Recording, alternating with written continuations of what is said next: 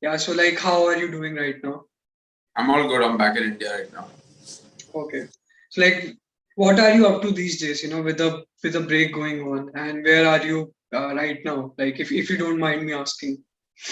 Yeah, I'm at home in Bombay. I live in Dadar. So, yeah, Hmm. right now, training, spending time with friends. I'm back off next week again. I'm going back to. Okay. And how have you been preparing for the challenge of Jeddah? Have you had any sim sessions or anything of that sort? No, nothing yet. I'll be back next week. And yeah, then I have a full month to get preparations underway for both Jeddah and Abu Dhabi. But obviously, Jeddah is a new city. So, yeah, there'll be a bit more of sim and preparation for that weekend. Okay, so you haven't started preparing for Jeddah yet. So like you will. Okay, okay. So like another thing is, so we have fewer race weekends in F2, as compared to the previous few seasons. So like even if we have an extra sprint race, every week to compensate for that on track action. But like, do you prefer the current race weekend format, or would you like to go back to how things were before? To not have those long breaks in between. Yeah, I think it's obviously it's nice to have more races on the race weekend, but yeah, 8 races in the year is way too less. We have too many big gaps in the season, so it looks like they already amended and made changes for next year. I saw that there's a 14 race calendar next year in F2, so yeah, they obviously Okay. back to the older format and older calendar. So yeah, I think the right changes have been made already. Okay, so it's nice to know that we will have more F2 races next year. So like, is that the way you prefer it, or do you like the current format? Like, or are you happy with the older format being back? I don't know if I'll do F2 next year. So if I was to do F2, yeah, then I prefer the format. But yeah, if not, obviously there's no choice. We all of us have 8 races, and it's the same for everyone. So at the end of the day, it's not terrible. But I think yeah, the older format is just a bit better. Okay, okay. So when did the Formula One bug first hit you, or was it like any other racing series that drew your interest first? Sorry. When did the Formula One bug first hit you, or was it any other racing series that you had an interest on, growing up? No, it was mainly Formula One. I used to watch it with my family on the race weekends. I started watching in 2005, 2006 when Alonso won his World Championships with Renault. Hmm. And yeah, then I've pretty much been crazy about Formula One. Right. And who has been your role model growing up, even Yeah, outside of F1? I mean, in F1, definitely Fernando Alonso. Just all his years that he was racing, the fighting spirit and his attitude. He was definitely my role model growing up. And outside of F1, I would say Virat Kohli, just his leadership skills, his willingness to win, and the way he succeeded at the top for so long is probably him outside of racing. Right, right. And you started karting at the age of 13. One can say that in fairness, it's a little bit late compared to your peers. Do you think that puts you at a slight disadvantage to your fellow competitors? I mean, I started racing in India when I was 10. Yeah, I probably went abroad 30 and started racing when I was 13. So, yeah, I was, say, slightly, I mean, quite a few years later than the others, but I did a lot of karting. Yeah, I also moved to single seaters later than the others did. So, I had to catch up in terms Hmm. of that.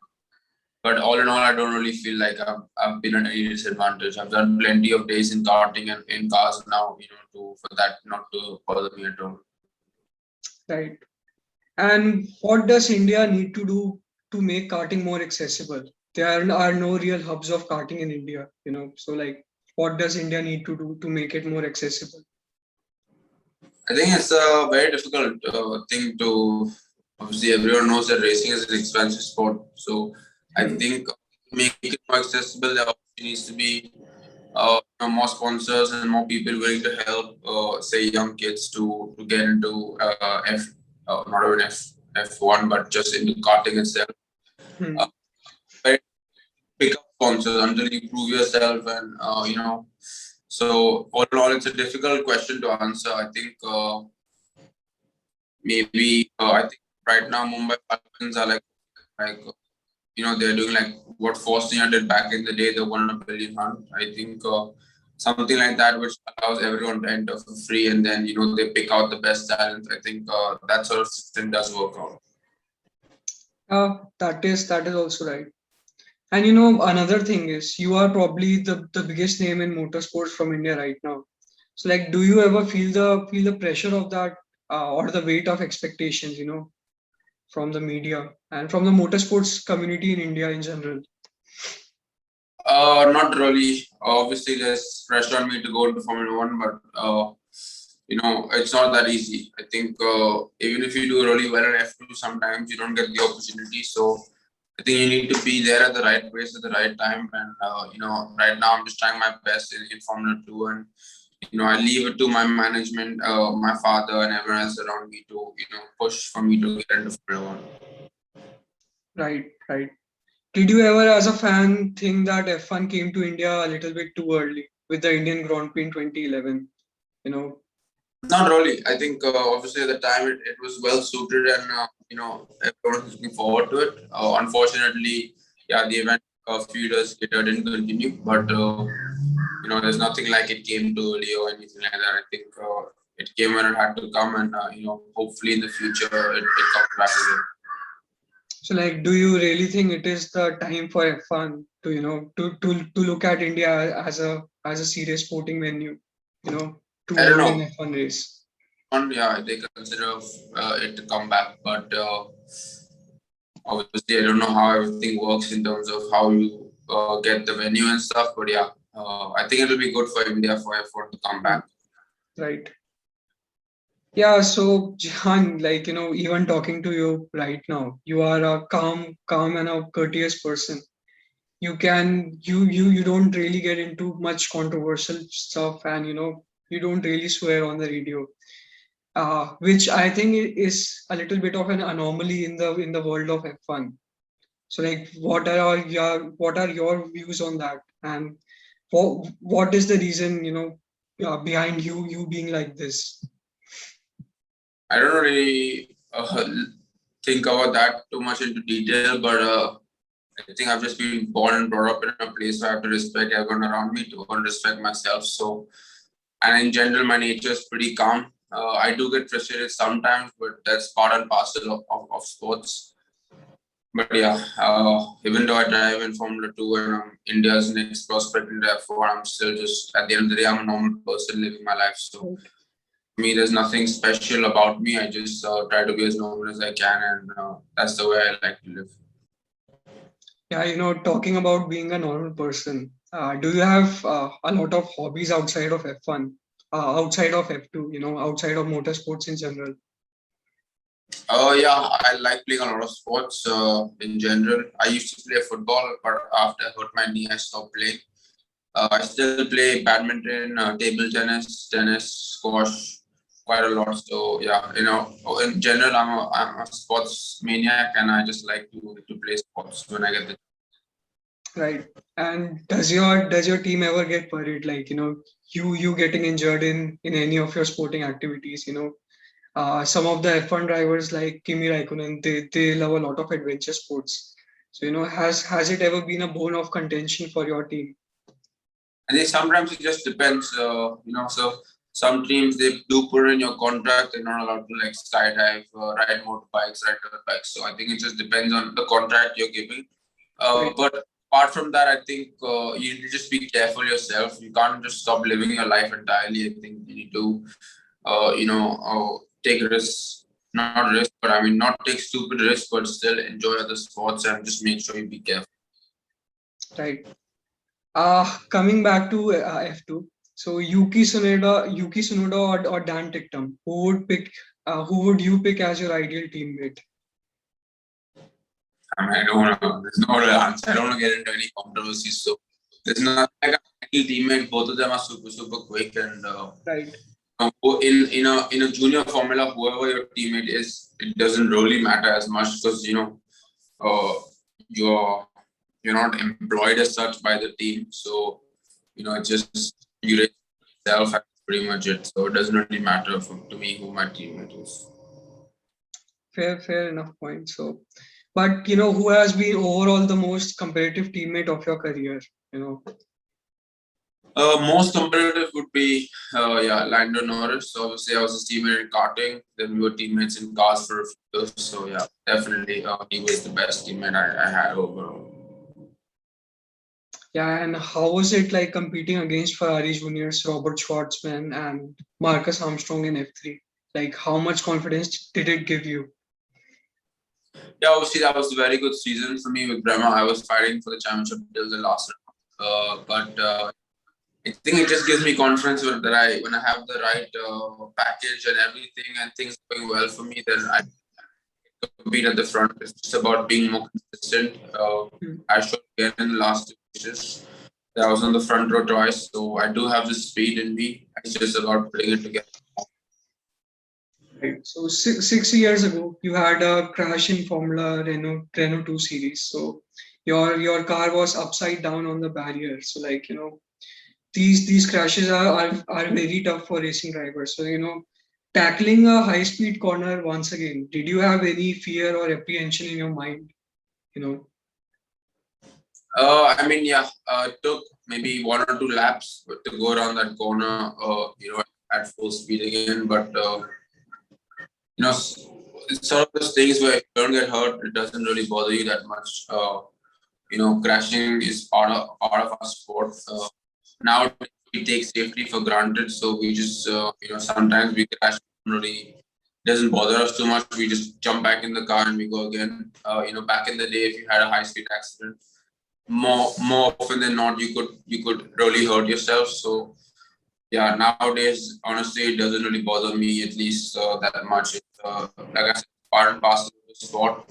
We just shrug it off and then we get back in and we go again. Right. Fair enough point. Uh, coming back to motorsports and coming to the Red Bull Driver Academy. So like, who was the person who approached you to join the Red Bull Driver Academy, and how did that conversation pan out? Like, It was during my season in F3 with Brahma. Obviously, I was doing quite well, so there was interest from Red Bull, Dr. Marco. I had a conversation with him the first time in 2019, which was our last round, and ever since then and that's when we really took things forward from then. Daniel Ricciardo once said that he did not look forward to having a call with Dr. Marco after a bad race. Like, has that sort of conversation ever happened with you when you have had a bad race and he is on the phone, calling to you? Definitely has happened, but it works both ways. When you have good races, he's always congratulated, and I like I like it when someone is straight up to my face and tells me what he does believe, rather than someone who is nice to your face and then not nice behind your back. This way, he's always honest. And, he doesn't let us settle for anything other than winning. So that's his mentality, and it pushes us to push ourselves as much as we can to always try to win there all the time. Fair enough. So like, who are some of the drivers that you can call friends in the racing circuit?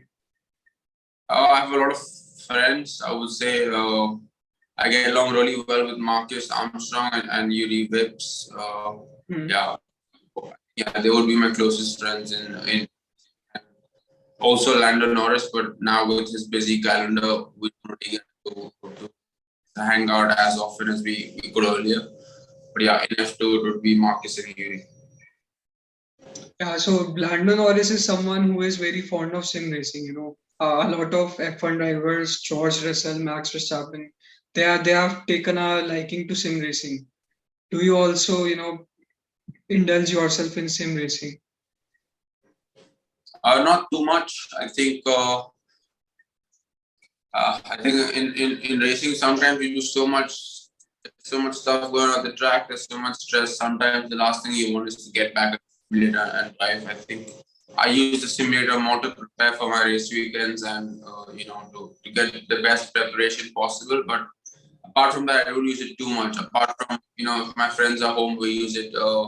to just have competition between us and too serious. Hmm. Esports is such a growing industry in the world. Do you think that an esports driver could be an F1 driver in the future?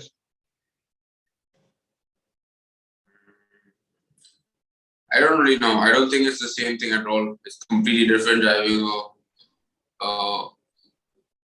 say a car on a simulator and that of a real car.